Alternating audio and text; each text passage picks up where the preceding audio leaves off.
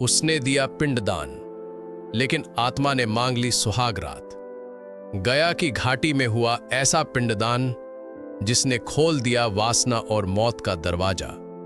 पिंडदान के बदले मिला प्यार, दर्द और मौत का सौदा। जानिए पूरी सच्चाई। बिहार के पवित्र शहर गया को मोक्ष भूमि कहा जाता है। कहते हैं यहां किया गया पिंडदान आत्माओं को शांति देता है। लेकिन क्या हो अगर कोई गलती से किसी और की आत्मा को पिंडदान कर दे? अगर वो आत्मा सिर्फ मोक्ष नहीं चाहती बल्कि कुछ और भी। नाम था अर्जुन। उत्तर प्रदेश के बलिया जिले का रहने वाला एक नौजवान। उम्र लगभग 27 साल, लंबा कद, मजबूत शरीर और चेहरे पर देसी लड़कों वाली शरारती चमक। उसका परिवार गया पहुंचा था दादी के पिंडदान के लिए।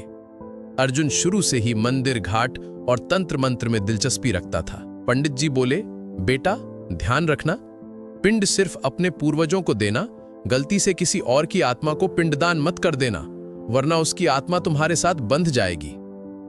अर्जुन मुस्कुरा के बोला, पंडित जी इतना भी बेवकूफ नहीं हूं मैं। पिंडदान की पूरी प्रक्रिया चल रही थी। सभी लोग भावुक थे, लेकिन अर्जुन की नजर घाट पर खड़ी एक लड़की पर पड़ी।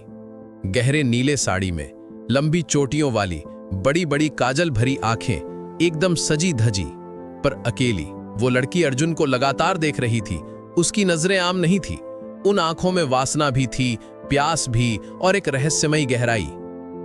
अर्जुन उसकी ओर बढ़ा। तुम यहां अकेली हो? लड़की हौले से बोली, मेरा भी कोई नहीं बचा, मुझे भी कोई पिंड नहीं देता, क्या तुम दे सकते हो? अर्जुन को लगा ये बस एक बहाना है। वो थोड़ी देर हंसा, फिर बोला, हां हां ले लेना पिंड। और उसने एक पिंड उस लड़की की ओर डाल दिया। रात में अर्जुन ठहरे हुए होटल के कमरे में अकेला था। नींद नहीं आ रही थी। तभी खिड़की के पास कुछ सरसराहट हुई। देखा, वही लड़की खड़ी थी, अब लाल बनारसी साड़ी में, माथे पर बड़ी बिंदी और गले में मोटा काले धागे वाला मंगलसूत्र। अर्जुन घबरा गया। तुम यहां क्या कर रही हो? लड़की मुस्कुराई, तुमने मुझे पिंड दिया अर्जुन, अब मैं तुम्हारी हूं। अर्जुन ने पीछे हटते हुए कहा, तुम पागल हो गई हो क्या? पर तभी लड़की की आंखें लाल हो गईं, उसके चेहरे पर नुकीले दांत उभर आए। अचानक वो चिल्लाई, मैं अब चुड़ैल हूं और तूने मुझे जीवन दिया है अर्जुन, अब तू मेरा है, बस मेरा। डर और उत्तेजना दोनों में डूबा अर्जुन बेबस था। वो चिल्लाया नहीं, क्योंकि लड़की अब फिर से सुंदर रूप में आ चुकी थी। उसके होठों पर हल्की मुस्कान थी, सांसों में सुगंध और स्पर्श में जादू। उस रात अर्जुन और उस चुड़ैल के बीच शारीरिक संबंध बने, कुछ ऐसा जो भय और वासना की बीच की रेखा को मिटा दे। सुबह होते होते वो गायब हो गई, लेकिन अर्जुन के शरीर पर नीले निशान थे और दिल पर एक अजीब सा बंधन। हर रात वो चुपके से अर्जुन के पास आती, कभी कमरे में, कभी घाट पर, कभी किसी सुनसान बगीचे में। वो उसके साथ रात भर रहती और हर बार एक नया रूप, एक नया अंदाज, एक नई आग लेकर आती। अर्जुन अब नशे में डूबा था, उसका शरीर टूट रहा था, लेकिन मन मोह में बंधा हुआ था। एक दिन अर्जुन ने उससे पूछा, तुम कौन हो, क्या चाहती हो मुझसे? लड़की बोली, मेरा नाम था पावनी, मैं भी किसी जमाने में यहां पिंड का इंतजार करती रही, लेकिन मेरे अपने नहीं आए। एक तांत्रिक ने मेरा रेप किया, मार दिया और मेरी आत्मा यहीं भटकने लगी। तू पहला इंसान है जिसने मुझे पिंड दिया, इसलिए अब मैं तुझसे ही मोक्ष लूंगी, लेकिन तेरे शरीर से, तेरे प्रेम से, तेरे आत्मा से। अर्जुन अब टूटने लगा था। हर रात के मिलन ने उसके शरीर को कमजोर कर दिया था। अब उसकी आंखों के नीचे काले घेरे थे, होठ सूख गए थे। माँ बाप को कुछ समझ नहीं आ रहा था। तभी एक बुजुर्ग तांत्रिक आया जो घाट के पास बैठा रहता था। उसने अर्जुन को देखा और बोला, तू गलती कर चुका है लड़के, वो तुझसे सिर्फ मोक्ष नहीं, शरीर का बलिदान चाहती है। अगली पूर्णिमा को जब वो तुझसे अंतिम बार मिलन करेगी, तब वो तेरी आत्मा को लेकर हमेशा के लिए मुक्त हो जाएगी और तू एक खोखला शरीर बन जाएगा।